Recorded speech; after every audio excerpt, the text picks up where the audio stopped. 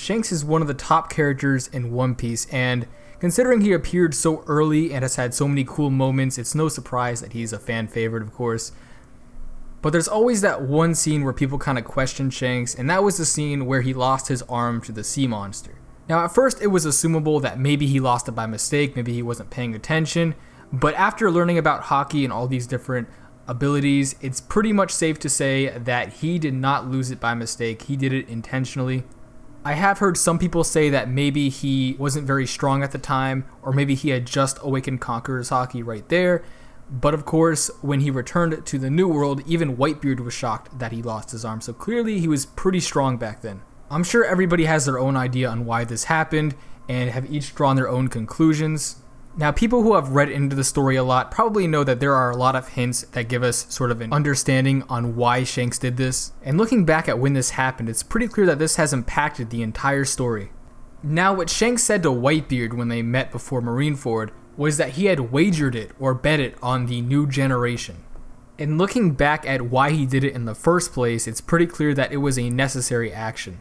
In the first major scene of the story, when Luffy was just a little kid, him and Shanks are sitting in a bar, and then the mountain bandits come in. They basically trash the place, knock Shanks around, and then leave.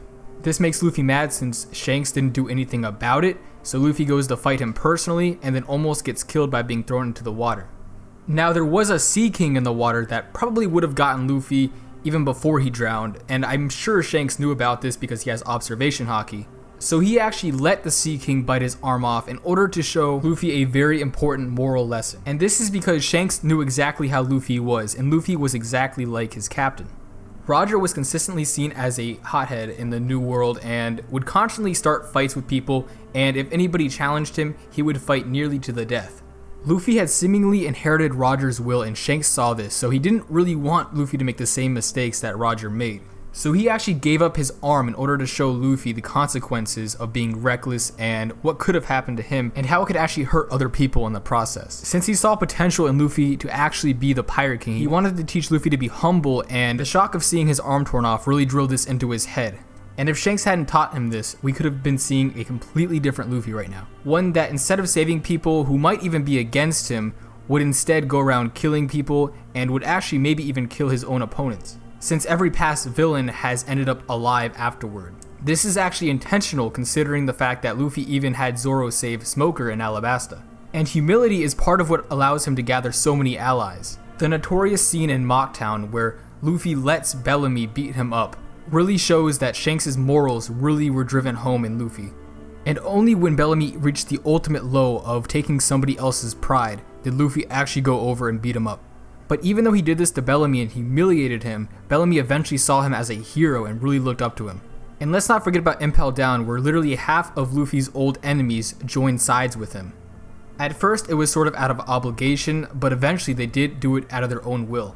Now, of course, part of this is just Luffy's very strong spirit, but a lot of it is also the humility and maturity that other people see in him. So with all this in mind, we can clearly see that Shanks doing something as reckless and pointless as losing his own arm really had a great impact on Luffy and his progress throughout the story.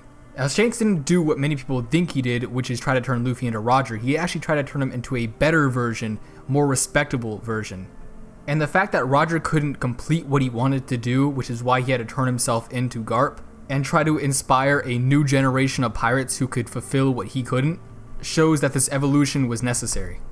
Luffy is going to surpass Roger and do what Roger couldn't do, which is unite the world. So once again, if it wasn't for that arm, Luffy would be dead by now. Not just from the sea monster, but from all of the mistakes he could have made due to being immature and reckless. This type of foreshadowing that happens so early in the series is really cool, and I thought I'd just kind of share it with you for those who maybe are new to the series or just want some kind of moral understanding of everything. And to those people who still insist that Shanks lost his arm by mistake, he had armament haki, you know.